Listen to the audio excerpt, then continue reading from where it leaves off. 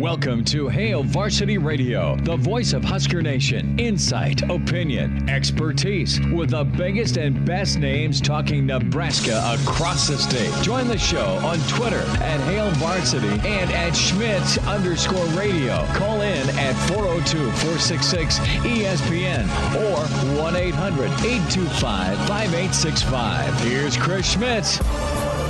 Welcome to it, midweek editions here at Hail Varsity Radio, presented by the Nebraska Lottery. Chris Schmidt, Elijah Herbal, and that glorious mustache is back. Hope you're doing all right. Plenty to get into. A post-practice wrap session with Whipple and Beckton. You'll hear from them. How are the Huskers going to fare in the NFL draft? Some great thoughts from a former front office man with Cleveland and the Rams, Russ Lande. Draft analyst and NFL insider, going to be with us in an hour. Excited to talk with him. We'll check in with Mike Babcock on some Big Red football and Husker baseball. And Tiger is pacing around Augusta. Mike Schuhart checks in from Wilderness Ridge in about 30 minutes. Numbers to dial up. Get involved at 466-3776, 466-3776, 800-825-5865. Can email the show, chris@hailvarsity.com, and follow us on Twitter at Schmidt_radio. Chris Schmidt, that's me. Elijah Herbal at Herbal Essence is what I'm trying to spit out for his Twitter handle. And as always, follow at ESPN Lincoln at Hail Varsity for any sports-related updates. So we'll get to the tragedy at TD Ameritrade or the Chuck shortly. Not good for Nebraska baseball. But Elijah, we've talked a lot about different parts of this Nebraska offense. We've hit on some of the position groups, the quarterback battle, what's the running game going to look like, the makeshift offensive line because of some injuries, which, listen, it's kind of a unifying echo from no matter what assistant you hear from. It's been, hey, the silver lining is you got a lot of dudes that are getting lots of reps. Some guys that haven't had that before, and it's going to pay off in the long run for Nebraska come 2022. You want the starters or perceived starters or guys that have more experience, ready to rock and roll here come Ireland time.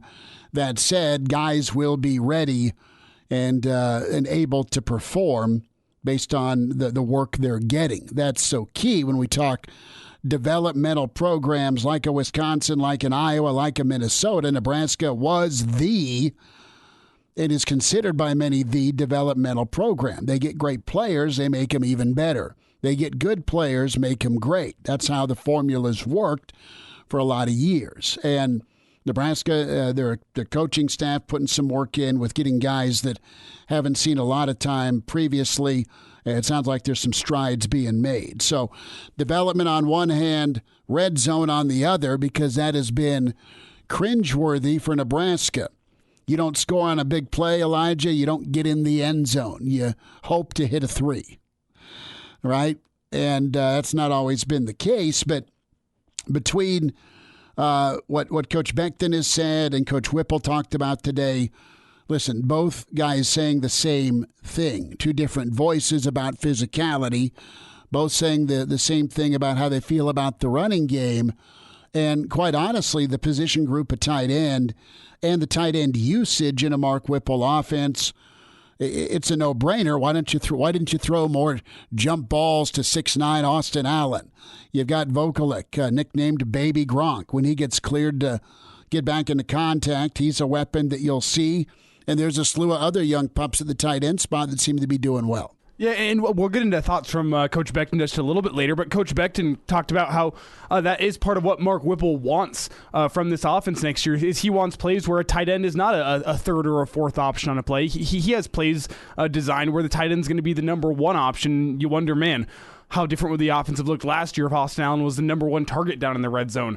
Or how different would it have looked if on 3rd and 4, whenever you're not feeling like running the ball because you're playing Ohio State or name a defense, Wisconsin. Or you just don't trust it. Or you don't trust it. Same difference, really. If you threw the ball to Austin Allen on 3rd and 4, aside from that one route where he went over the middle and went and jumped up over a linebacker, didn't feel like Austin Allen's usage was necessarily right for. I mean, what it could have been in the draft process for his height and athleticism and jumping ability. You go, man, was Nebraska using him right last year? So sounds like Mark Whipple does have a plan to incorporate the tight end more, and you would hope it leads to better red zone results combined with a better offensive line and more consistent run game. Well, you need efficiency and above all, be able to ground and pound it, right? Run the football in, make that a reality for Nebraska football. And that's been a focal point. We'll hear from Will Bolt also here shortly on last night's debacle at TD Ameritrade / the Chuck. But Mark Whipple gets us kicked off this afternoon, specifically here what he's learned about his quarterbacks, because that is a ongoing competition. With the portal addition of Thompson, of course, you still have Smothers, and then you've got a number of kids that are still injured a bit here this spring. No, they're doing good. Take care of the ball better, which is, I thought we were loose with the ball earlier, quarterbacks. Today we had an interception in the red zone. We're getting more work in the red zone, which will help us in the tight windows and third downs, things like that. But Casey's done well. Logan's done. Chubba's worked a little bit more, so that's good to see him. Young guys are coming, so a bunch of really good kids that like the game and fun to be around. So he sounds pretty comfortable, quite honestly, with his quarterback options and what they're doing in the red zone. More on that competition at quarterback. How's that race going? Yeah, everybody's competing, but I think they're helping one another out. It's a good room. That's important. They're helping one another out. You miss something talking about it. There's guys that are talking a lot in the meetings and on the field. So, there's not anybody else. There's not any animosity in the group. So they're all trying to get better at different levels and trying to build a library for each of them so that we come back, I can go over with it, before we get to summer. That they'll study all their plays that they've had. So let's go back to the tight ends we talked about to get going here on the show. And Whipple discussed a little bit here the tight end usage, what's ideal in the red zone here for this Nebraska offense. Travis hasn't practiced. He's done stuff on air. When I was at UMass and we had Adam Brenneman who transferred from Penn State, I think he led the country at 146 catches in 2 years. And last year, Lucas Krull was healthy. We lost like 3 tight ends the year before, so we had to go a lot more 4 wide. But I think he had 50 catches, and the young kid, Gavin Bartholomew, maybe had 25. But we have capable guys there. And the younger guys are really getting better, understanding the scheme. So I don't have a number. The ball's predicated, goes to, what the defense is giving you. Certainly we can get guys in certain areas. I think the size of those guys can help you in the red zone. That would be a place where, we're 6'5", 6'6", 6'7" down there where the windows are tighter and you got to be physical and catching the ball. And the speed's not as important as is, learning, about leverage on the defenders and those things. So we had sessions Monday. We did a little bit more today. We'll do a little bit more Friday in the red zone. But I see those guys being somewhat of a factor down there. He's got to be smiling, man. You got some giants to throw the football to. You still have Vokalek when he gets healthy. So what does an effective red zone offense look like to Mark Whipple? It's always you can run the ball because they've got an extra guy with the end line in the red zone where the safeties are tight and you can't unless you're running some option. The safety's going to be unaccounted for. The quarterback. Now, when you run option, that becomes a little bit some things with the quarterback, but it's just a mix that way. But I think our backs, have gotten better. We're a little more physical than we've done. Coach early in the year, Coach Applewhite's done a really good job with those guys with pad level. All of them are running a little bit lower, a little bit more balance, and playing for the extra yard. And we did have a fumble in the scrimmage last week. But it's really the only one we've had, I think, in a lot of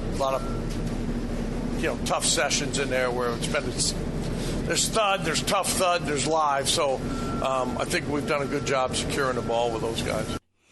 Back to the quarterbacks, and in past years, a lot of weight could have been and has been put on. Think back to year one with Frost, with Jebbia and Adrian, right? How big was the spring game going to be for who emerges in the quarterback competition? And Adrian set the world on fire with a really good spring game showing, kept that momentum, and won the job as a true freshman. Well, Whipple, I don't know that Whipple doesn't. This is me, not him, but how cranked up is he for the spring game on Saturday? He isn't gonna live or die by it, but he put that fire out. Spring game's awesome it's an extra air quote home game. The world converges, the state of Nebraska converges. You're gonna have a great turnout.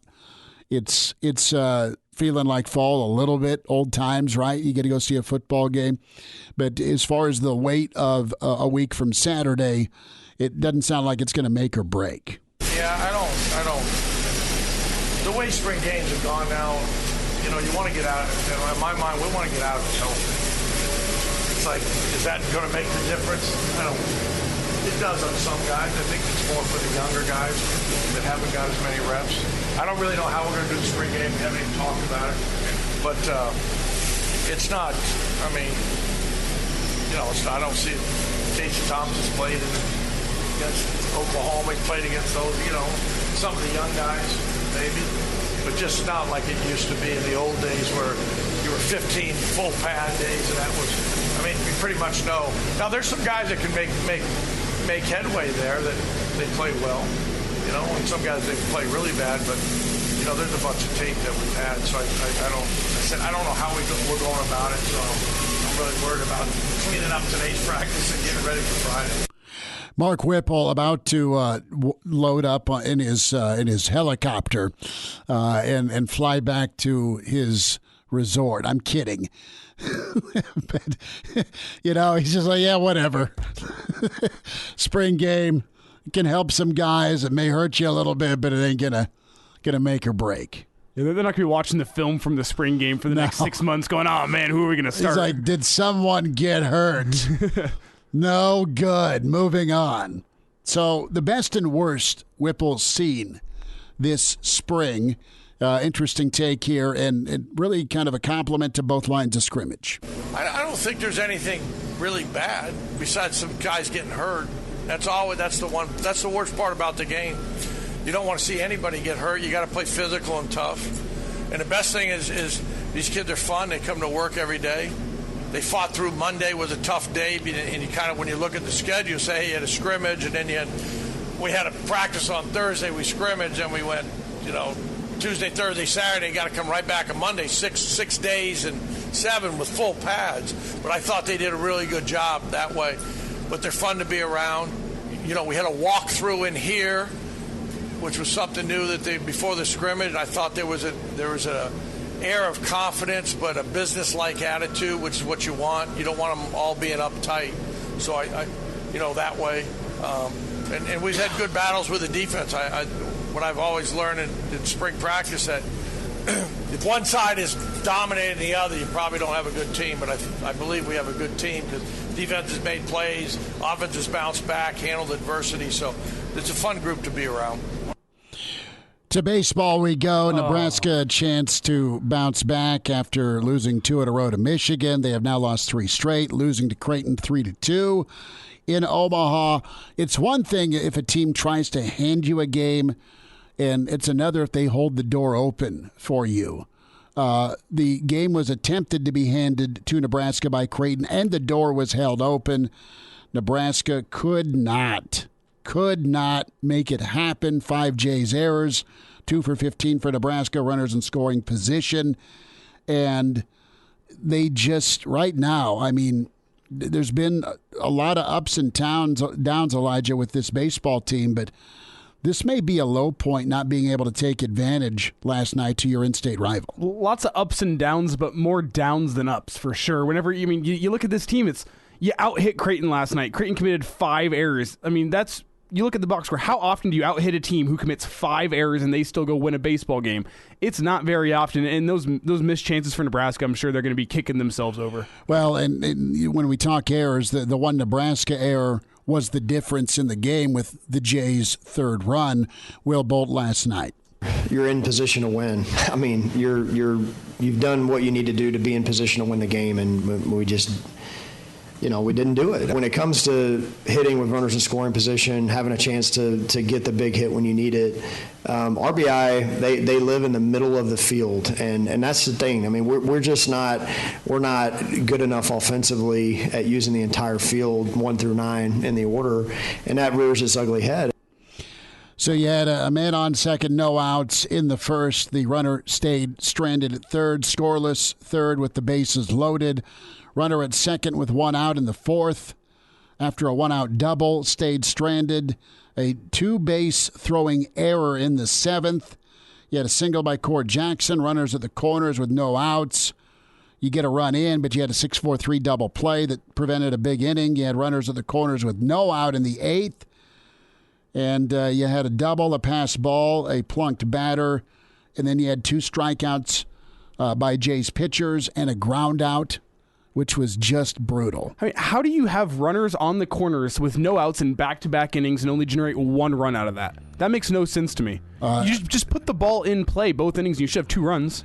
Well, guys apparently are trying to be Clu Haywood up at the dish and just swing and knock it into Council Bluffs, and not just last night, but their approach. All year long. All year long, and it's, hey, we should have some more power. Well, that was heard and taken and ran with, and the approach has been the issue. Mike Babcock's on the way. Hello, listener. Hey, it's Chris Schmidt with Hail Varsity Radio, and I wanted to let you know about a special deal just for listeners of the Hail Varsity Radio Show podcast. We're offering $10 off the annual subscription price of $29.99. That means that you, for less than $20, can get everything we do. 10 issues of our monthly magazine, our annual football yearbook, and all the premium content we produce at HailVarsity.com. Just go to HailVarsity.com/subscribe and enter in the promo code GBR for $10 off a full year of Hail Varsity. That's HailVarsity.com/subscribe, promo code GBR. And we're back Fellas, think we could listen to the radio lesson? on Hail Varsity Radio, presented by the Nebraska Lottery. Yes! That's awesome! A big visitor to tell you about for the spring game.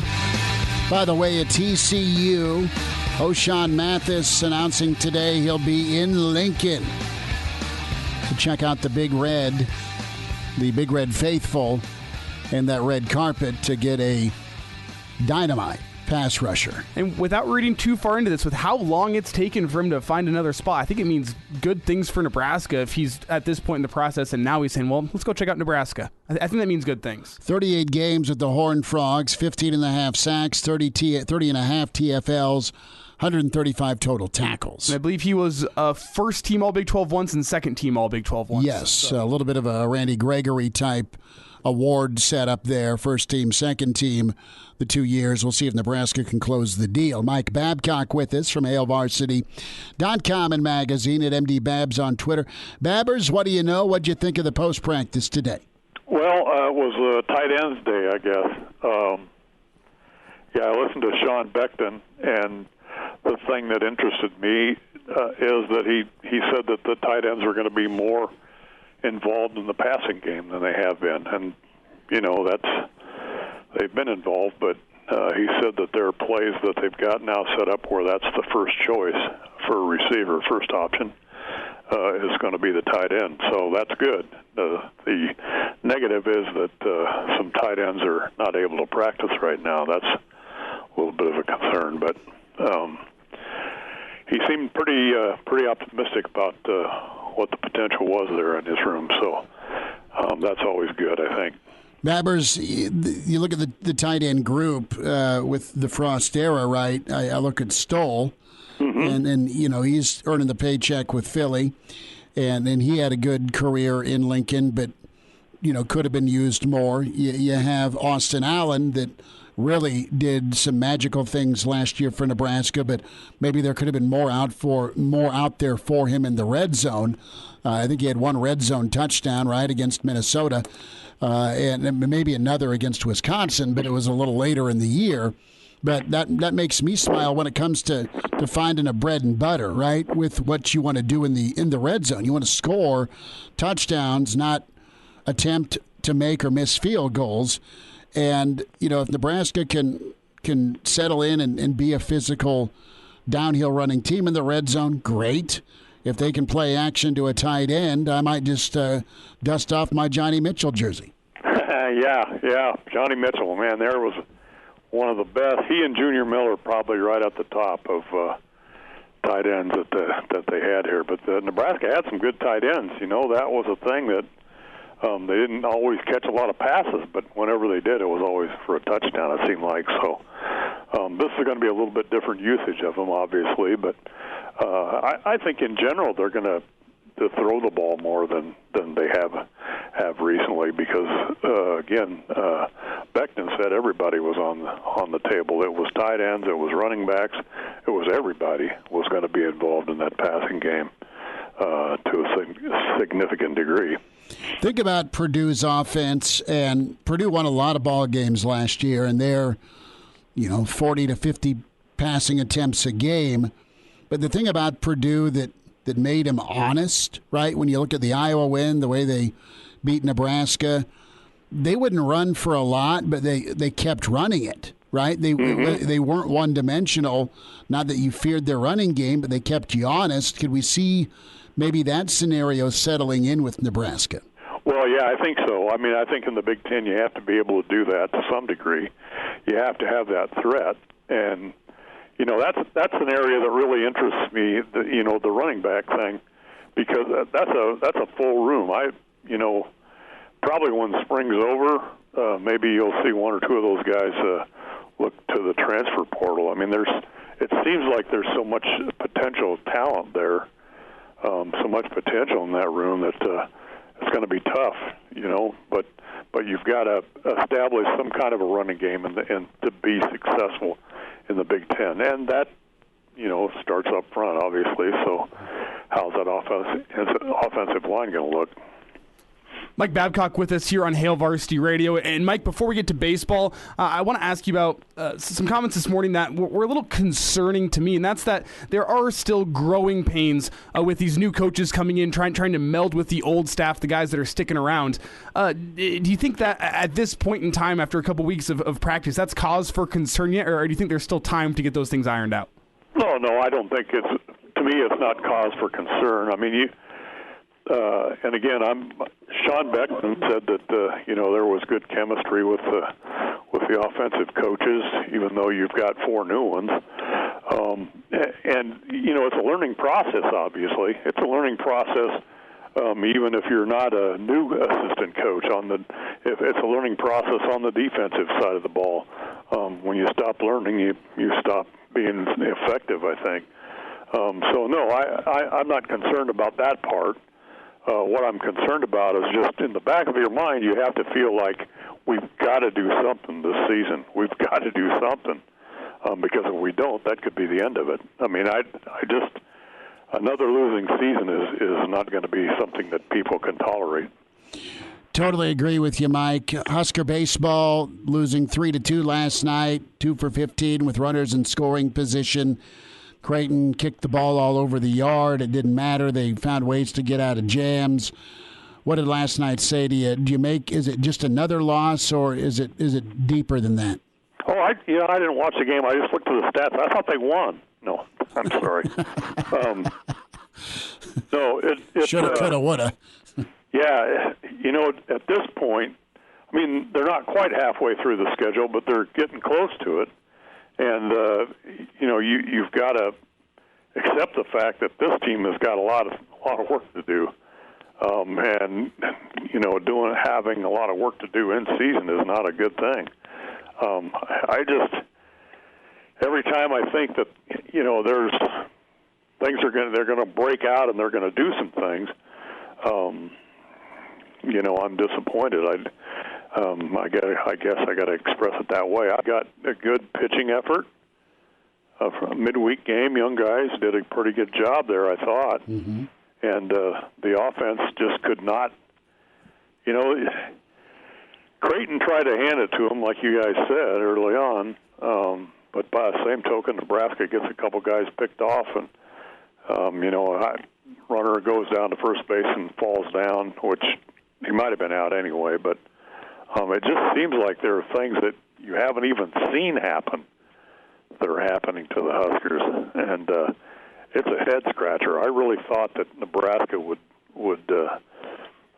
there was a reason that Nebraska was picked to win the Big Ten, because I saw the talent there and I thought the potential for that. And man, I just haven't seen guys produce the way that I thought they would. And if like you guys talked about the home run thing, if you think you're a home run team and you've only hit 13 at this point, hey, maybe you better take a different approach. I really thought the conditions were, right for home run. Obviously, Michigan did. Michigan hit, 8 home runs in the series here? And part of it was the conditions were right, and I thought Nebraska would do something there if the power was there. And Nebraska got, one home run, I think, in that Michigan series. So I'm just, if I'm scratching my head, imagine Will Bold is probably looking to replace some hair from scratching so much, trying to figure out what's going on, because this is not what we expected in any way, shape, or form. Mike, it seems to me that good baseball teams need a strength that they can come back and lean on when things aren't going their way. I think of the Braves last year with their bullpen in the run to the World Series, or if you're thinking a college baseball sense, you had Arkansas last year with Cops, or Nebraska even last year had timely hitting whenever they needed it. But it doesn't seem like Nebraska has something they can lean on when other things are going poorly this year. Do you see a strength of this Husker baseball team so far this year? So far I haven't seen it. I mean, like I said, I thought the young guys, the pitchers, did a pretty good job last night. You got to feel good about that, and then you see what happens with the offense, and things kind of fall apart there on you there on that part of it. So I don't know what I thought going in. I thought more it would be the offense that would be the fallback thing for Nebraska baseball, and it certainly hasn't been that. Boy, we haven't seen that at all. Mike, go ahead. Why? No, I don't know either. Just other than the approach, and let's see if they switch their approach. But yet, you don't want to be gun shy about swinging for power either. That's a fine line. Husker basketball news: Walker is back. That's big for Fred, and then Armand Gates returning as well. Which I think Armand's a heck of a coach, and I think he'll have more of a voice this upcoming season, and I think that's a good thing. But your take on Walker's return, were you expecting that? Are you surprised by it? And what can he do for this team? Because man, he was a real bright spot for Nebraska basketball.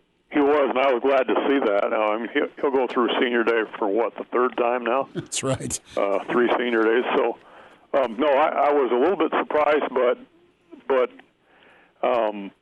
happy that he came back. That's going to be I think that he's only going to have more confidence next year. Obviously, I'm stating the obvious here, but and he was a steady player for the Huskers this year.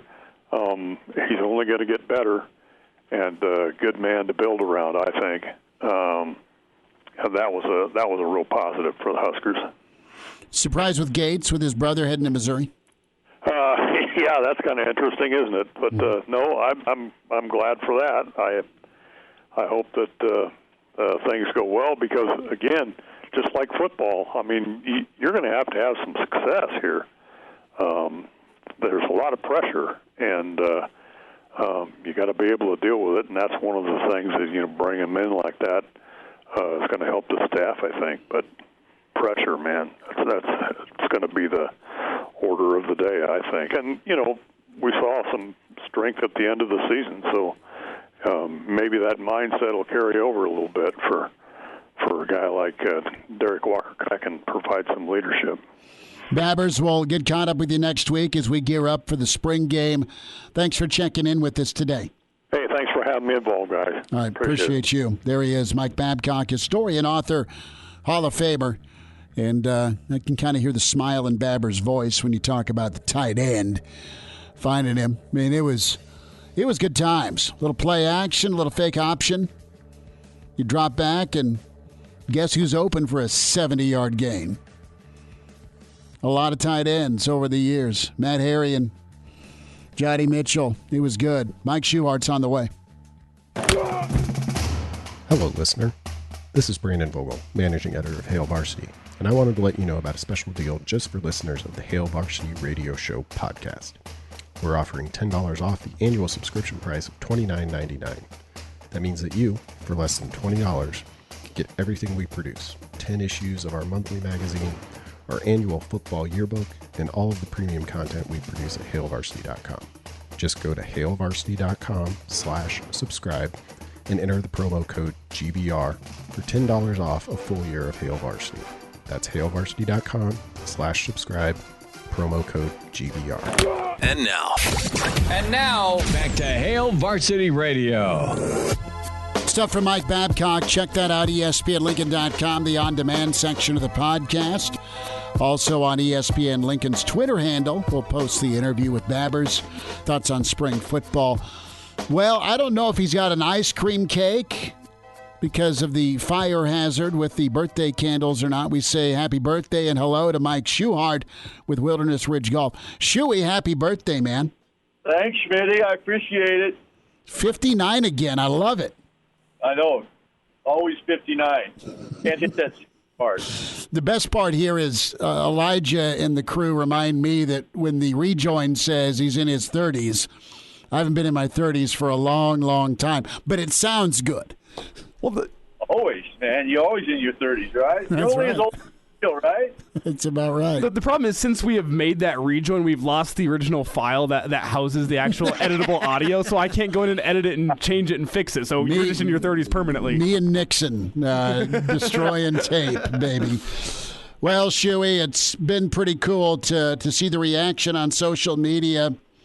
ESPN.com reporting a source tells him Tiger played a full 18 at Augusta National. First and foremost, are you surprised that he's given it a go, doing the old testing this week based on where he's been health-wise?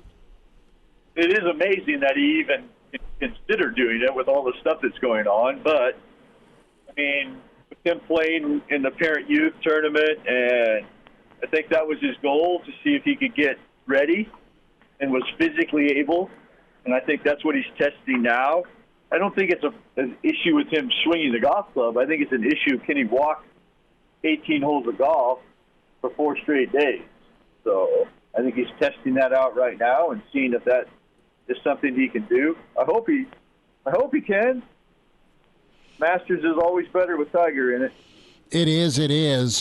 Let me ask you this. In your career, when you were playing in the tour, what did you do to get yourself ready? I mean, just from a shape standpoint. I mean, guys are different now. I mean, between Tiger being yoked and of course, Bryson. But with your time as a pro, I mean, did you have a workout regimen at all, or did you just kind of go John Wayne and gut it out? Pretty much John Wayne all the way. Back then, I mean, the workout aspect of it wasn't nearly what it is now. They didn't know the benefits of it. That's kind of what Tiger had brought to the game, is because he was a workout fiend and technology and understanding more of things that you can do that can really help your game. You know, back when I played, it was like, actually my grandfather, who was a really good player, he actually forbid me to lift weights and do things like that, because way back then that was something that was not conducive, they thought, to golfers, because it built bulky muscles. You wanted long, lean, supple muscles. So it was more about just hitting golf balls and walking the golf course and being out there, and that's how you kind of kept in shape. That's how I did anyway. You know, looking back, I wish I would have known a little bit more about the fitness aspect of it and things I would have done. I would have taken more advantage of that, because there's a huge benefit to it. You know, strength, flexibility, and your ability to be able to work out in such a manner that builds both of those, that benefits your game immensely. The word of the day from Mike Schuhart is supple. I love it. I love it. Supple. Long, lean muscles, man. So do you expect Tiger to play, or is it still kind of wait and see depending on how he feels after this trial? Yeah, I'm in the wait and see mode. What I'm afraid of is that he's going to get people really excited, and he's going to find that he just is not ready to be able to take that abuse on his body, just walking. And Augusta is not an easy golf course to walk, man. It is. If you've never been there, it is up and down. I mean, it is a lot hillier than it looks like on TV. There's some serious uphill walks, downhill walks. Sometimes it's worse going downhill than it is going uphill. It's a very, very undulating golf course. There's a lot of elevation change there that you don't get to see on TV. So we'll see. I mean, I think he's gonna test that and see, if he can be able to do it. So if he continues to play, and I'm sure he's been doing that at home, but again, at home is not Augusta. And then you add the competitive component of it, and that adds to it as well. Mm-hmm. So I hope he can do it. I mean, he sure is going to give it a try. I guarantee you that. But we'll find out. I'm afraid that he's going to tease everybody and then pull out at the last minute because he doesn't feel like he can make it the whole way. Mike Schuhart's with us, and he just keeps on giving us some better and better words. Undulating as a describing word for Augusta National, Mike. I like it. Some of us have not been able to win the lottery to go, but we'll keep trying. Shuey, a thought from you on Wilderness and how things are going. I saw the design and the models and the renderings have been great. Give us an update with how folks can be a member at Wilderness Ridge, the Aquatic Center, and just all the sweet things going on to help enjoy golf and summertime with the fam. Yeah, man, it's coming along. It's they put the railings up on the bridge that goes over the lazy river, so that was really exciting. So I thought about you when they were putting that bridge. The lazy part or just floating with a cocktail? Oh, it's the safety part, so you would be jumping Schmidt's on the 18th again. He's out of vodka lemonade. I can just see it already. Schmitty doing the show from the lazy river at Wilderness Ridge. That's going to be beautiful. Should we throw a lit hairdryer in there for me? But things are going great. I mean, memberships are picking up like crazy. Tammy Nagel is our membership director, so if you're interested and want more information, just go on our website and find Tammy's information. Contact her; she can give you a tour. It's really exciting because you're starting to really see things come together, and you can see what's going to be available when the nice weather starts to hit. So it's exciting time. Mike, is it looking like the course is in its spring glory just yet with the rain we've been seeing the last week? Is it back yet, or are we still a few weeks away? No, we're still a few weeks away. We're warm weather away. Okay. So the rain helped a lot, but it has been too cool. I mean, we got to get some warm weather, some warm nights to get that grass all excited about wanting to grow. So as soon as you see a warm weather spell hit and the nights stay pretty warm, you'll really start to see the golf course round into shape for what you're seeing in the summers. Mike Schuhart's with us, Wilderness Ridge Golf. We love talking golf and Tiger and Masters with Shuey, and of course all the amenities out at Wilderness. Shuey, we will run you down here as we get closer to Augusta next week. And we need Shuey's picks here because the last two Masters, he's nailed. He's been nailing some top 5 picks for us. So well, Shuey, we'll lock you in next Wednesday. Have a wonderful 49th, 59th birthday again, my friend. 39. Love it. Shuey, you be good, buddy. You too. Stay safe. All right, there he is. Mike Schuhart will wind down Hour 1 with Hail Varsity, presented by the Nebraska Lottery. He's in his 30s, but sounds like he was born with a stogie in one hand and a brew in the other. Now, say my name. It's Schmitty on Hail Varsity Radio. I got the body of a taut, preteen Swedish boy. Good stuff from Mike Schuart and, of course, Mike Babcock, Russ Lande, NFL Draft Insider front office with Belichick and the Browns, and, of course, the Rams. And Vermeil does work with the CFL lead scout for the Alouettes right now. So Russ has got his fingers all over the NFL draft. We'll get his take on several Huskers that have great prospects here for the end of April draft. You'll hear the NFL draft right here locally on ESPN Lincoln, and several of our affiliates, of course, will have coverage as well with the NFL draft. So that's pretty awesome. I'll get his take on, what does he make of this draft with the quarterbacks, with the offensive tackles, the depth at wide receiver, and the presence of edge rushers, of course.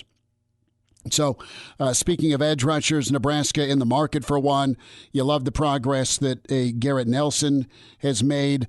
Also, what you can anticipate for a Caleb Tanner. I know Payne transferred to Virginia Tech, which hurts. If the kid's good enough to play at Virginia Tech, it'd have been fun to see him another year in Lincoln. All that being said, the top transfer target in the entire portal is O'Shawn Mathis out of TCU, announcing earlier today he will visit Nebraska for the spring game. The thing that's nice is not only need for Nebraska with Mathis and how he plugs into this defense, getting an elite edge defender, but also the reality of Nebraska and how they handle athletes in NIL. That is so... It's a game changer for a lot of programs, but Nebraska and the different business opportunities that are out there, it could be a real deal sealer for Nebraska, I would have to guess, with what Mathis can get endorsement-wise, and then what Nebraska can get in return from a guy that can really get after the quarterback by himself and also open things up for the Ty Robinsons, for the Rodgers, and vice versa. And then you factor in a Garrett Nelson, a Caleb Tanner, Mosai Newsome, just some of the prospects that you're hearing decent things about anyway that have been in the program. But to be able to go free agency here is pretty nice. We'll see if Nebraska can close the deal. And I remember talking about it last year and the year before. We were just talking about how important it is for Nebraska to have a guy that you can circle on the defense and say, if we don't take care of this guy, he is going to absolutely wreck our offensive game plan. And the closest thing Nebraska's had over the past couple of years has been JoJo Domann, where at times he has been that game wrecker. And you saw what he did against Ohio State, for example. I mean, he was a complete difference maker against the Buckeyes last season.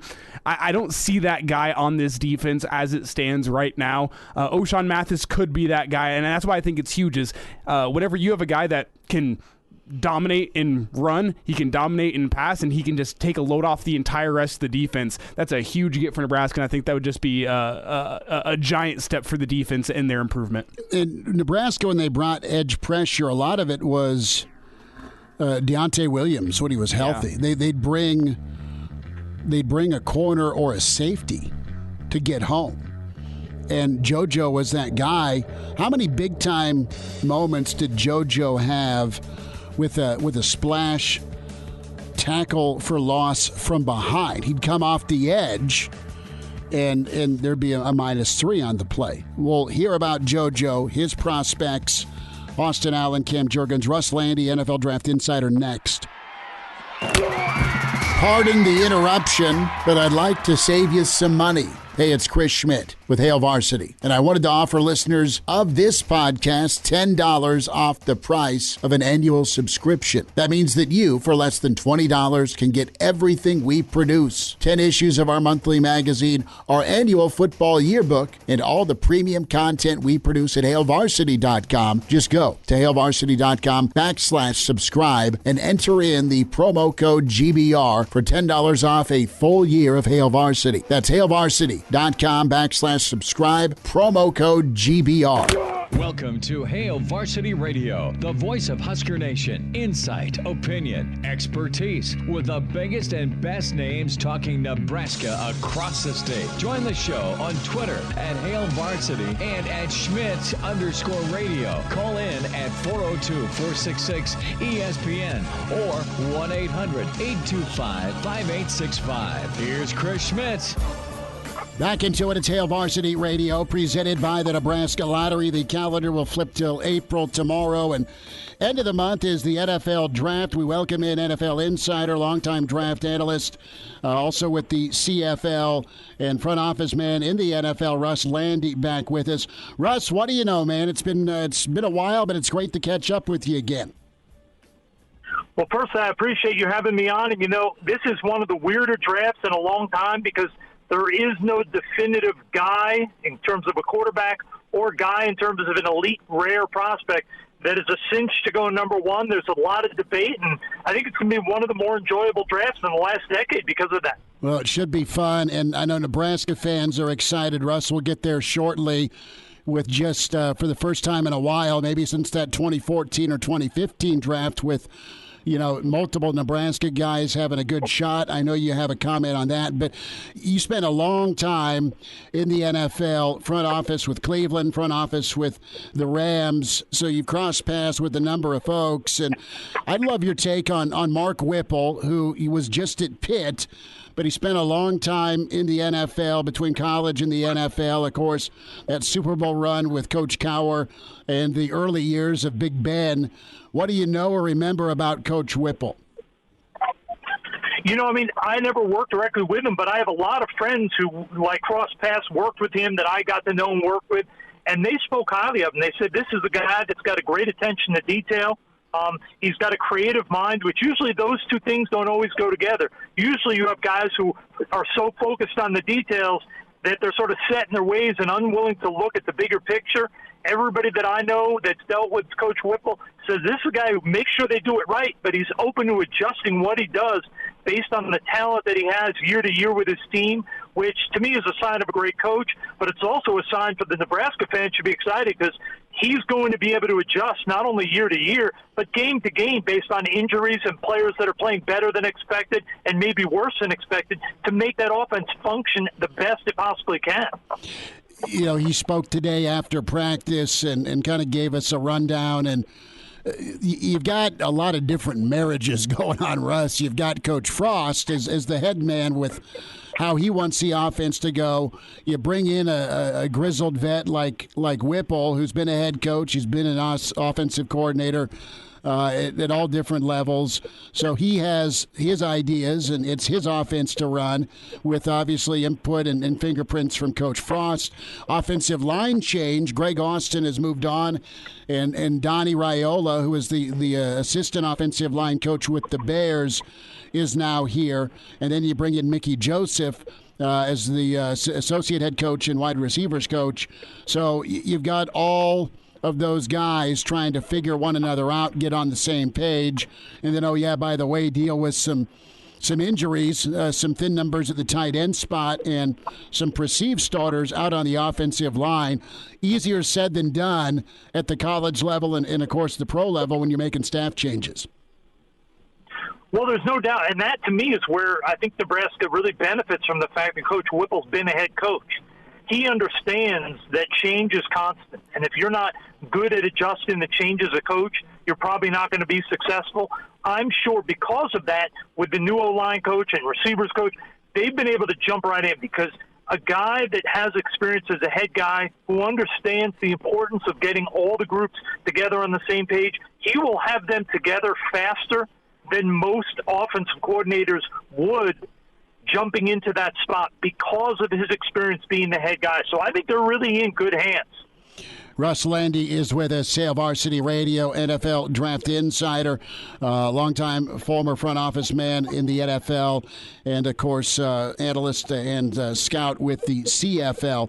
Russ, I want to switch to Nebraska, and a guy we really liked watching here in Lincoln with his size and athleticism was Austin Allen, the tight end out of Aurora, Nebraska.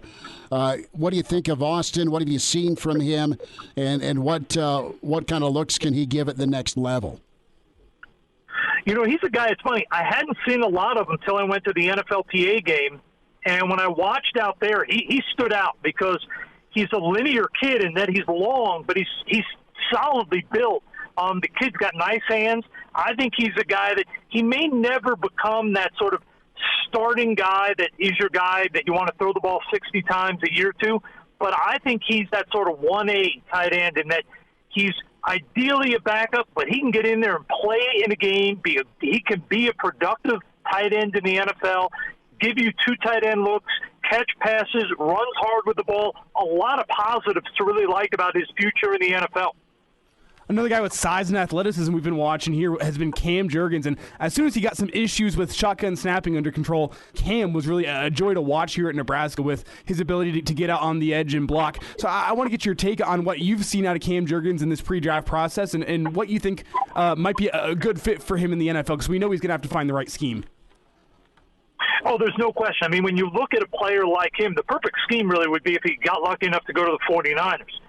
Because they're a team, they're not worried about are you 330 pounds who can pick guys up and throw them a quarter mile. They want guys who can get out and pull, who can get out in space, and he can run. And that's uncommon for a guy that's 290, 300, that he can put a foot in the ground, get out of his stance, and he can get to the next blocker on a reach block. He can pull and get outside the tackle if he has to get outside. So to me, he's a guy, because of his running ability to get through to the second level, he offers a lot of value to a team that's going to move their interior guys around. And if he goes to the right system, I could see him being a center or a guard, because him in the right system, it's not going to be predicated on strength. It's going to be predicated on quickness, competitiveness, and smarts. And he has all of those traits. That's why I think he's a guy that it may not be in the first 3 rounds, but he's going to get drafted in that 3rd to 5th round area. When we talk about Cam, and we, I remember when Cam got the offer and then committed to Nebraska, he was a freshman or a sophomore just down the road here in a little town in Beatrice. And Cam was an incredible track athlete and just freak football guy. Well, Nebraska put weight on him, Russ, and moved him from tight end to center. That's pretty uncommon. Rick Kaczynski, former coach, was moved from tight end to center at Notre Dame back in the mid to upper 90s. But do you see that happening? And when that happens, does it work out in the NFL? Can you jog your memory for me about a guy that was a tight end that played center in the NFL? You know, it really is rare. Usually they put tight ends to tackle, and the reason being is you want the more athletic guy at tackle, and you can handle a little bit of lack of strength because he's going against 250-pound defensive ends. Mm-hmm. When you take a tight end and move him into center, you're sort of putting him in a position that's uncommon for him because he's going to have to deal with the brute, explosive power of 300-pounders right off the ball on top of him. I think that tells you a lot about Cam, and that the coaches saw that although he's never going to probably be a 320-pound guy, he's strong for his size, and that he can hold up because of his ability to play with leverage and because of that quickness off the ball to get set before guys can make contact with him. I think it tells you a lot about the kid. I don't think it is a common transition, but I think in Cam's case, I think it made perfect sense, and it worked out very well. Few minutes here. Russ Lande with us, Hail Varsity Radio, NFL Draft Insider, talking about some of the Nebraska prospects. Russ, the other guy that's likely to be picked, and we loved watching him, is JoJo Domann, one of those hybrid defenders, can play safety, lined up and did great work in coverage, but also really was a force at taking the football away for Nebraska. Where's a fit in your mind for JoJo when you think of some NFL teams? Well, you know, when I look at a guy like him, personally, a team like San Diego jumps out because they like the guys like a Ken Murray who came out of Oklahoma, an undersized guy in the 220-pound range, 225-pound range, who can run and cover. And I think when you look at JoJo, if this were 15 years ago, you might be looking at him saying, where are we going to play him? Is he going to be able to get on the field because he's not that violent safety and he's not that massive linebacker? Well, in today's NFL where pass coverage is king on defense, he has a great spot and he has a great role to be a will linebacker because you can split him out. He can cover tight ends and running backs all the way aligned wide, not even on the line of scrimmage. He can drop in coverage, and he has the speed to chase plays down. So to me, he's sort of the perfect version of what teams are looking for in that will linebacker in today's NFL. Russ, a thought with the draft, an overall look. You said there's not a guy, but plenty of edge rushers come to mind. Of course, Hutchinson out of Michigan, Thibodeau out of Oregon. I know Ajabo hurt himself in pro day, which is just too bad. I was wowed by Michigan's guys off the edge. Karlaftis from Purdue, Boy Mafe from Minnesota. I mean, Nebraska gave up 1 billion sacks last year. At least they gave up 1 billion sacks to potential top 3-round guys. But touch on some of the edge performers here in this draft. Who are some of the guys you're high on? You know, it's a really unique class because you have a guy like Thibodeau, who a lot of people look at as sort of the freak athlete who, when everything's going perfect, he's a dominant player, but there are some peaks and valleys. Hutchinson is sort of just that every single snap he plays like it's the end of the world type guy. He may not be as athletic as some of the other guys like the Bosa's, like the Thibodeaus, who have either come before or at the top of the draft now, but the way he plays, the instincts, the aggressiveness, it makes up for it, and it really makes him a high-level player. And I personally love the kid from Purdue, Karlaftis. Mm-hmm. This kid, to me, is a guy that might be the best of them all. He has a natural feel for a guy who's still learning how to play football. It is amazing, his sort of feel for when the offensive tackle's hands are coming, how to dip, how to turn, how to use his hands to defeat the block. I think he and the kid from Michigan, Ajabo, who got hurt, 2 years from now will probably be the two best guys from this year's draft as edge rushers. Russ Lande's with us here on Hail Varsity Radio talking some NFL draft. A lot of high-level wide receivers in this year's draft. I think that's one of the reasons the Chiefs ended up getting rid of Tyreek Hill. I think they know there's some receivers they can pick up in the draft that can make some difference makers. I guess we'll see on that. But I want to get your take on those guys that are going to be catching passes in the draft. Who do you like, and who are some of those guys you think are going to be day one starters in the NFL? Because it feels like every year over the past couple of years, there's been one or two guys that have just been instant difference makers at that wide receiver position. Yeah, there's no question. This year's class is really deep. Personally, the guy, if I were to say one guy that's going to step in right away, I'd probably say Chris Olave from Ohio State. Even though he may not become the best 6 years down the road, he is so polished in his route running, has a great feel for where the defender is, natural hands. Drake London are probably my two favorite guys. And the sleeper guy that everybody's talking about now, the Christian Watson kid out of North Dakota State, one of the most intriguing guys because you just don't find kids that are 6'4", 6'5", who can run by elite defenders. This kid is very unique in his acceleration for a tall kid, his ability to stretch the field. It's a great class of receivers. I think you're going to see this year there's going to be some guys that drop. Good receivers in the first round are going to drop. And the top of the second round, you're going to see some really good players get drafted, whether it's a Drake London or a Traylon Burke. Someone like that is going to slip to that 33rd, 34th pick. What's your take on Jordan Davis? We know about the size. We were all kind of blown away by what he did in Indy, how fast he was for his size. Is there a comp for you in all the years of scouting and looking at kids ahead of the NFL draft? Does Jordan Davis remind you of anybody? I can't say he reminds me of someone. I think a lot of people, including myself, were surprised at how well he tested. I think when you saw him, you saw glimpses of it. They didn't see it all the time. And then to see him pound it out and put up those testing numbers, I think it sort of gets you excited that, hey, with the time to focus now year-round on football, not having to worry about going to class, not having to worry about any of that, this is a guy that I could see being one of those guys. There's about 2 or 3 a year that end up being better players in the pros than they were in college. And to me, he fits that mold perfectly. Russ, a thought on the quarterbacks. And first, give us a thought on Kenny Pickett. Where does he kind of stack up for you? Pickett's the name you see in the first round. Also, Malik Willis out of Liberty. Of those two quarterbacks at this point, who do you like better? I would probably say Pickett right now. He's not the physical talent that Willis is in terms of Willis has a cannon for an arm. He's a great athlete. I think it's just a little bit more inconsistent. Pickett's got a good arm, an accurate thrower. I think he's probably the top dog in the house right now. But I will say the kid to keep an eye on is the kid Carson Strong. A lot of NFL teams think his film might be the best of all the quarterbacks.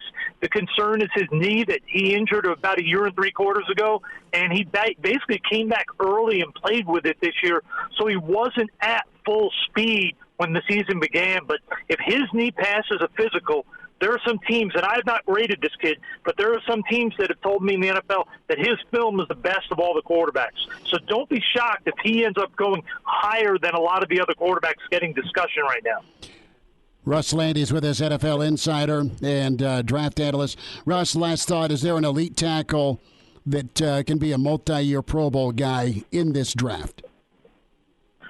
I really think there are 3 guys. It's to me, an awesome year if you're looking for an offensive lineman, and that's why, to me, Jacksonville, take one with the top pick. Whether you're talking about Evan Neal from Alabama, who to me is a very, very easy guy to plug in as a starter. You have the Ekwonu kid from NC State, athletic kid, a little bit shorter, quote-unquote, than your traditional tackle at 6'4". And to me, the guy with the most upside potential is the Charles Cross kid out of Mississippi State. You talk about an athlete at tackle who's just going to get better and better and better, and that to me is Cross. I could see Cross 3 years from now. I could see people saying, holy smokes, how did he make it to 14th? He's the best tackle or second best in the whole NFL. Russ, we'll do this again closer to the draft and maybe a postmortem on the draft as well. Take care, best to you, and thanks for your insight today. You got it, Chris. Thanks as always for having me on. I appreciate it. Pardon the interruption, but I'd like to save you some money. I'm Brandon Vogel, managing editor of Hail Varsity, and I wanted to offer listeners of this podcast $10 off the price of an annual subscription. That means that you, for less than $20, can get everything we produce. 10 issues of our monthly magazine, our annual football yearbook, and all of the premium content we produce at hailvarsity.com. Just go to hailvarsity.com/subscribe and enter the promo code GBR for $10 off a full year of Hail Varsity. That's hailvarsity.com/subscribe, promo code GBR. Chime in 402-466-ESPN or email the show, Chris@HailVarsity.com. Just try me. Back to Hail Varsity Radio. One more note from Russ Lande on NFL prospects from Nebraska. Cam Taylor-Britt, a guy that's in that 4 to 7 window, and you wonder where he'll fit in the NFL. We talk about JoJo and being a hybrid guy, safety, outside backer, will linebacker like Russ was talking about. You look at that Gary mold as well. And then there's Cam Taylor-Britt, really thrived at corner for Nebraska, was a good safety for Nebraska, physical as all get out. But from an NFL size standpoint, is he a tweeter? I think he'll get drafted. I think Russ thinks he'll get drafted. And I think Cam can be a big-time fit. He's just a baller, and I love his physicality.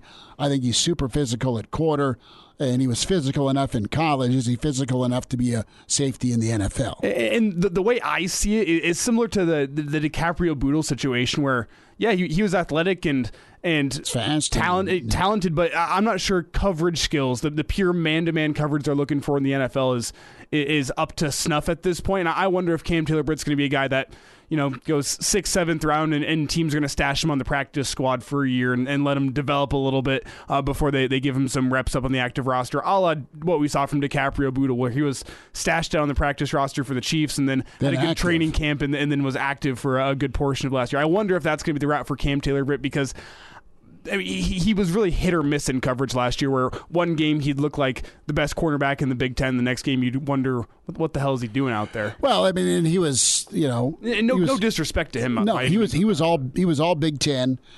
I thought his Penn State game is in the COVID year, where he locked up Dodson, was incredible. I thought he had a monster Michigan game with his ball skills. I thought he had a great second half against Minnesota. And, David Bell went off, sort of, late in the COVID year. But Nebraska just did enough, but didn't win the game, right? Again, but I don't think it was anything coverage-wise due to Cam. So, no, CTB's gonna be a Sunday guy for sure, and we'll just see what role is carved out for him, and it just takes one team. Yeah, and I'm agreeing with you. I think he's a Sunday guy, too. I think he's going to find a spot in the league. I'm just not sure. That's why he's leaving early. I'm not sure he's NFL ready at the moment. But we'll see. That's why I'm not an NFL scout, not an NFL GM. Well, that, and again, the mustache scares many away. They lock the door when I'm showing up for that NFL GM interview, you know? No, there's this Elijah guy, and he's combing his stash. Let's dive in a little bit more from Nebraska's post-practice today, and Coach Beckton dialing up some info on the tight ends. And Beckton here, we heard from Whipple earlier, good stuff from Russ Lande on how there's that NFL crossover with some of his peers from the NFL and what they love about Whipple. That was some great insight. Beckton's done a great job of developing tight end since his time here. You look at Stoll, you look at Austin Allen, you've seen guys play well. He's just got a wounded room right now. But the young guys are getting some time, and they're making some impressions on him. And most importantly, if you're a Nebraska fan, they're getting ready for spring and beyond to be able to go perform blocking, catching when called upon. First guy, I'm really proud of him, how hard he's worked, Nate Borkacher. He's been very detailed since the off season. He's worked really hard in the weight room, and he's really improved in all facets. He's become a run blocker. He absorbs the ball. I don't think he's had a drop all spring. He's made the tough plays. So I'm really excited about what he's done thus far. A.J. Rollins probably had his best day today at practice. He's always been a physical kid. I'm getting him to learn how to play a little bit more as a receiver. He's really starting to put things together. He came in really early this morning. Coach, what do we have that's new? That's what it's going to take for him to continue to progress forward. James Carney, a little bit of a setback with him. With a slight knee injury today, nothing too bad, but hopefully we'll get him back on Friday. But really excited about those young guys, particularly Nate Borkacher and A.J. Rollins right now. So Borkacher, that's awesome to hear. A.J. Rollins is just a guy that, listen, is making headway, super athletic. The attitude matches the ability, and that's what you want. Huge James Carney guy. Loved watching him at Norris. Love his skill set. Hope things work out for him and he's okay. But, you look at all the tight ends Nebraska took the last couple of years, and guys have been dinged up, but I don't think, to be fair, I don't think they've missed on their projections, and I know that's not translated into letters or 40 catches or 6 touchdowns or whatever. But I'm saying when it comes to going after the group of tight ends in state, Coach Beckton's pretty happy with the crop he's got to work with. Oh, yeah. In-state, you can almost count Thomas Fedoni as an in-state guy with just being across the river, too. It feels like Nebraska's just churning out tight end after tight end after tight end, dating back to Cam Jurgens. I know he didn't end up as a tight end here at Nebraska, but he was a tight end back in high school, as we talked about just last segment. So I'm not sure what it is with tight ends in Nebraska right now, but it just feels like there's another tight end getting churned out every single year that's going to find his way onto the roster at Nebraska. The common response with the injury news at tight end is, oh no, because it's a deep position and it's a talented position group. You want to see it used, but the silver lining here is, again, that development more from Coach Beckton. With Travis, some of the other guys down right now, Fedoni down, Brewington down, Hickman down right now. It's giving those guys ample opportunity to showcase themselves. And reps, when you get reps, when you coach under Coach Beckton, you're going to improve. So I'm kind of really happy that happened with those other guys right now. I wish nobody to get hurt, but it's giving those other guys an opportunity to step up and show their what they can do for us here.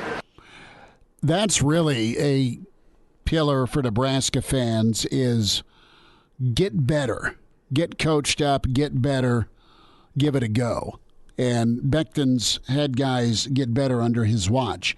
So one thing Beckton commented on today was the physicality, what he's happy with, and that's got to be music to your ears if you're a Nebraska fan with just being a tough, just grungy team in a complimentary way, where you're gonna put some smackdowns on the opposing line of scrimmage, and there's been a good back and forth. The best thing I've seen is the physicality on both sides. It's been a really chippy spring ball. That's what you need for being able to prepare yourself for the Big Ten. Guys are physical, fighting, and finishing on both sides of the ball up front. Even the receivers, the DBs, are doing a better job of finishing to the ball. So that's one of the things that's glaring for me. These guys come out every single day. We hadn't had any practices where there's been a lull. And the coaches done a great job of getting those guys and motivating it. It starts from special teams with Coach Bush. He sees those guys early in the morning, gets those guys motivated to go. But those guys they come out with a passion every single day, and that's what it's going to take for us to continue to move this program forward. Said a key word, motivated. Now, clearly, you got to be motivated to stop going 5-7, 4-8, 3-9. You want to get to postseason. You want to win some of those big games, not just be in them. So that's some intrinsic motivation. But you've got guys like Bush. You have guys like Beckton, Whipple, Raiola, of course, Mickey Joseph. They are bringing some of the energy, the motivation to the party. And if you're not showing up motivated, your coach will get you motivated. That's so key to play for a guy or a gal that gets you cranked up and wanting to go. So it's not just another practice. It's not dull. They've been pretty locked in. Beckton spoke about some of the growing pains with the new staff, and the marriage term's been talked about a lot, and that's still a work in progress, but you'd expect that here with 4 new faces. The cohesiveness of new staff on offense, obviously, there's some things there that we're still trying to figure out what Coach Whipple and Coach Raiola wants up front, so it's some of the things in the passing game. So those things between Coach Whipple and Coach Frost trying to merge things together and kind of getting a happy medium there, we got to do a better job there as a coaching staff trying to figure that out. But I really like where we're going, offensively, and really the entire team, special teams to the defensive side of the ball and offensive side. We're a lot more physical, a lot more passionate about on each play trying to make each other better, and it's going to show next year. I'm not red flagging that comment. I say this, if I'm Raiola and I'm Whipple, I'm trying to figure out what I got, right? I mean, we talked about the injuries. What do you have? Well, you got some new guys getting comfortable and the reps to get better. So you haven't seen the finished product. What's the trust level like to project beyond just spring? You don't know. You probably don't know, but you're working with what you got on the offensive line to see who's good and who can get downhill and be physical on the line of scrimmage for the run game, who can be adequate to better at pass blocking. How's that work with your quarterback situation? You got a lot of moving parts. So with all these moving parts, it's probably tough to settle in on a clear-cut direction right now between O-line, quarterback, your running back room, your wide receivers, and your wounded tight end room. Yeah, but as we talked about with Mike last hour, you said you're not red flagging this comment. It's slightly concerning to me that we're a couple weeks in and there's still these growing pains, but I don't think it's cause for serious concern. I mean, you got to get these things ironed out, and it's better to get these things ironed out in the spring than in the fall, right? Last thought here from Beckton, tight ends, and they like the approach, the passing game, their usage when it comes to the Whipple offense. The thing I've learned about Coach Whipple is he wants everybody involved, tight ends, receivers, running backs. He wants everybody involved in the passing game. So there's certain plays that I know and the tight ends know they're the first option. So we've always been third, fourth. Now we got multiple plays where we're the first option. So the kids are really excited about that, and particularly Travis Vokalak. We want him to have a big year this year.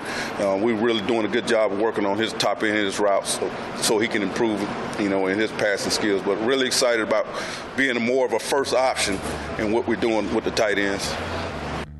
You got the players, got to use them. And when guys get healthy A lot of upside to that tight end room.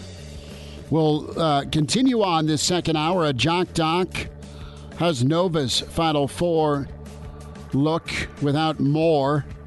We'll check in with that with Nebraska Orthopedic Center. Hail Varsity continues, presented by the Nebraska Lottery.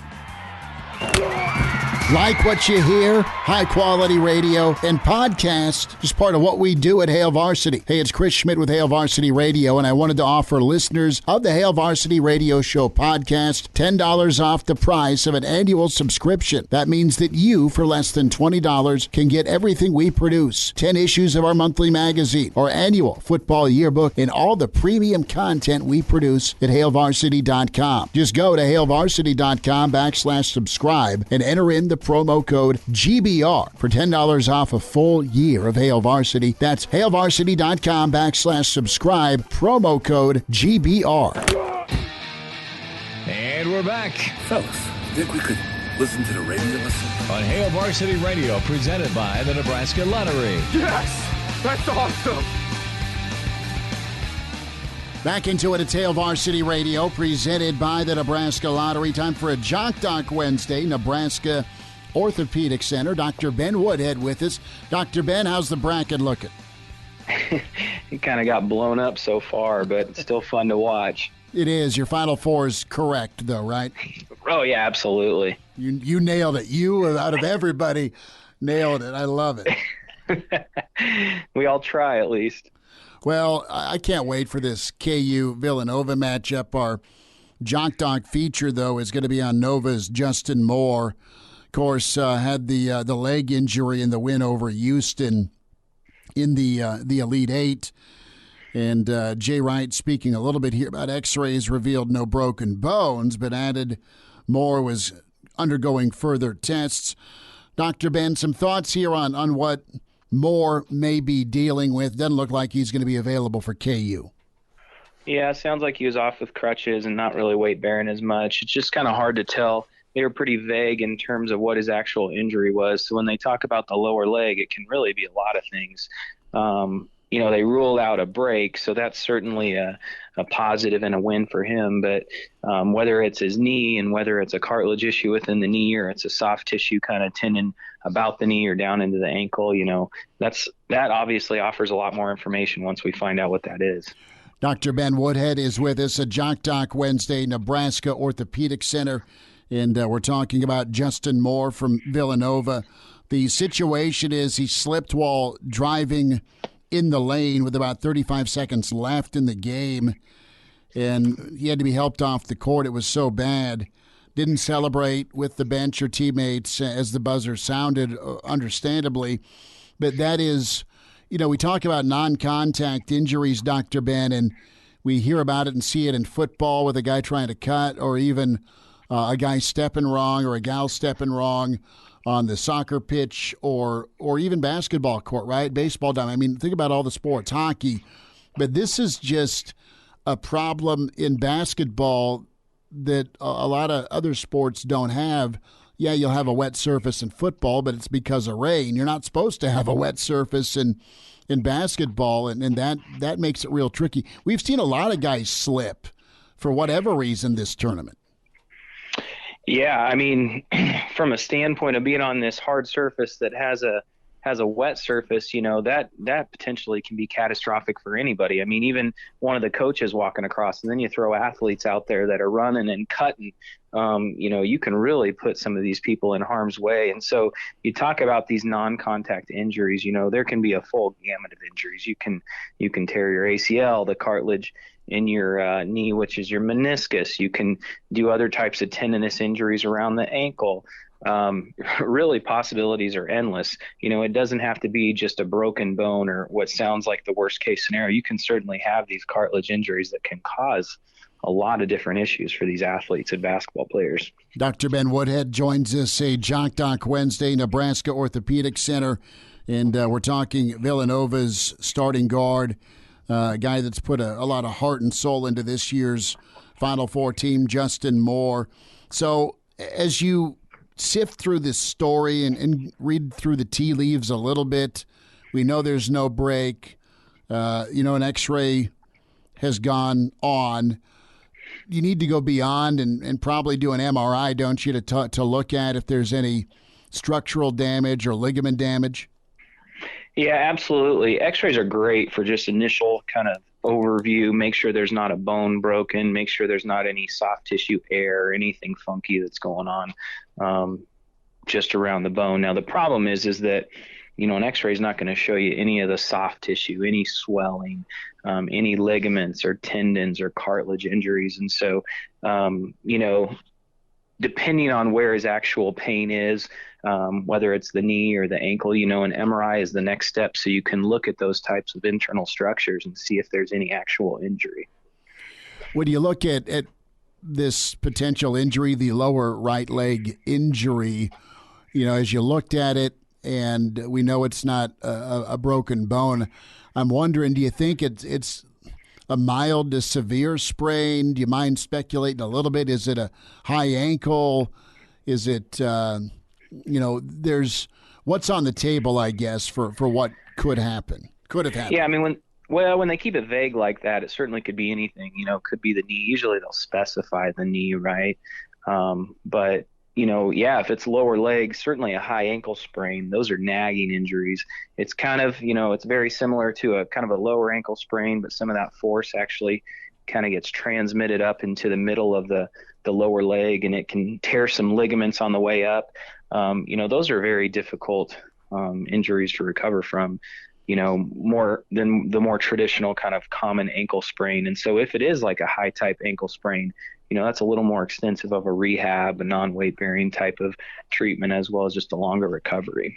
Well, you said it, the recovery portion is the reality, missing the Final Four and then potentially a championship game we don't know about. But I'd be surprised based on the reaction if he's available for Monday. I mean, it just doesn't look good at all.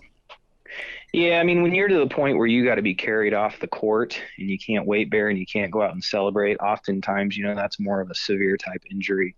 And I know that, you know, a guy like this is what you have lived for up until this point, but you really can't jeopardize further injuring it or making the injury worse that would, you know, create problems in the future.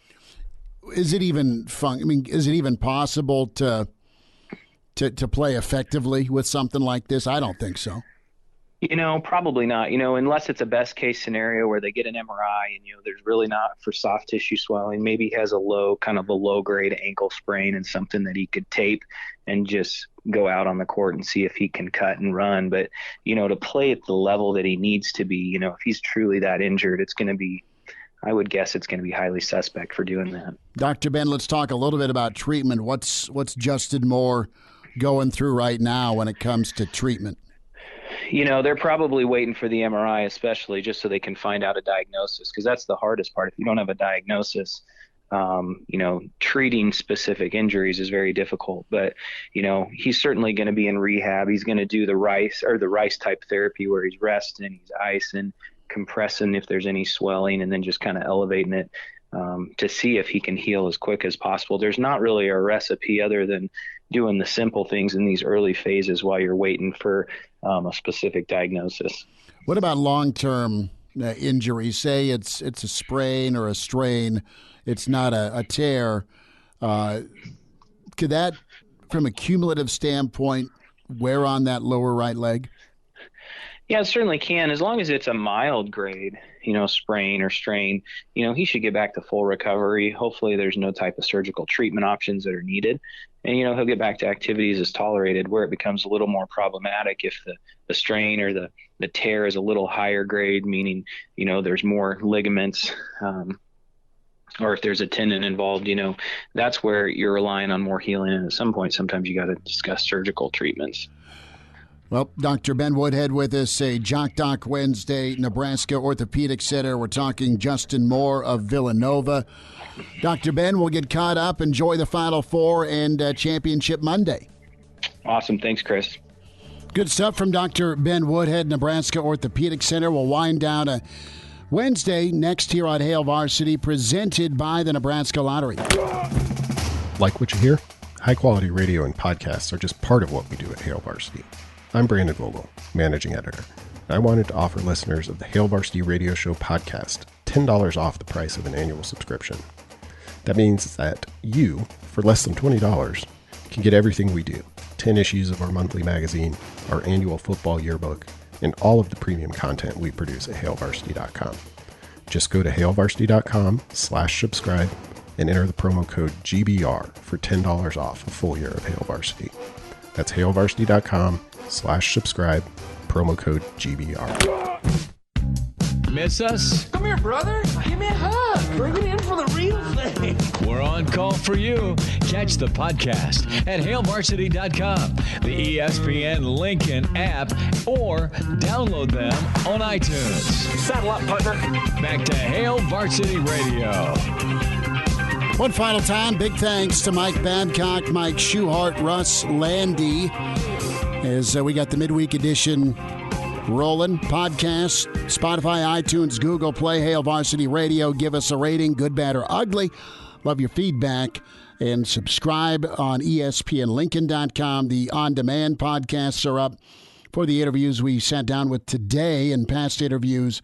And as always, ESPN Lincoln's Twitter handle is where you can go, as well as find the SoundCloud, some of the best excerpts from today's shows and past shows. And find us on Twitter at Schmidt_radio, at Herbal Essence for Elijah Herbal. Reminder to get buckled up. Game preparation and the repetition predict success and winning. Drivers and vehicle passengers who always use their seatbelts will increase their survival chances if a crash should happen. Remember to always buckle up. A message from the Nebraska Department of Highway Safety Office. Tomorrow on the show, we'll run down Brandon Vogel from Hail Varsity. We'll spend some time with Jeremiah Searles, Husker standout, and our favorite sideline man. Yes, there will be a Danny Burke sighting. And Coach Barnett back in, excited to get his thoughts on, maybe Tiger at Augusta, and more thoughts on Nebraska and the red zone and the offense specifically. So we'll go there. No umping tonight? No umpiring tonight. Last night was a brutal game. And I could use the night off tonight. It was a lot of 4-pitch walks last night, and you want to expand that zone, but you just can't. Yeah, at a high school level, it's one thing if I'm umping 10-year-olds, where I'll go you know what, man, that is a strike. If your bat can touch it, it's probably a strike. But at a high school level, you got to keep a consistent strike zone. A lot of walks, and just overall. A bit of a brutal game last night, and I could use a couple days off. I'll be back in action Saturday, so I'll have to record the spring game and come back and watch it Saturday night as opposed to watching it live. But 2 weeks. I mean, you got a week from Saturday, so you're doing both Saturdays. Yes, I'm working just about every single Saturday now through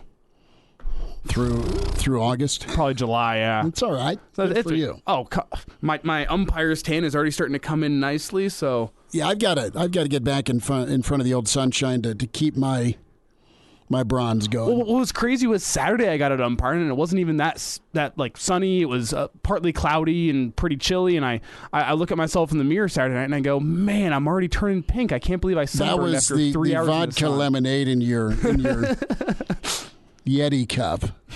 Not at the fields. Hey. Really? Don't throw that on me. You think I'm drinking while I'm umpiring? Why the hell not? Because you can bum one from the parents in the stands. I have morals, okay? Allegedly. I want to give my best performance, and therefore I'm only smoking crack before games. Okay, so good for you, Elijah. No to alcohol, but yay to the pipe.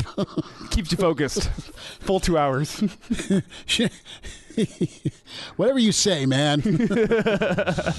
The good old Anchorman scene did not know illegal to smoke crack on TV. Good to know. As they're all getting cuffed. Well, check us out. Stream us, ESPNLincoln.com.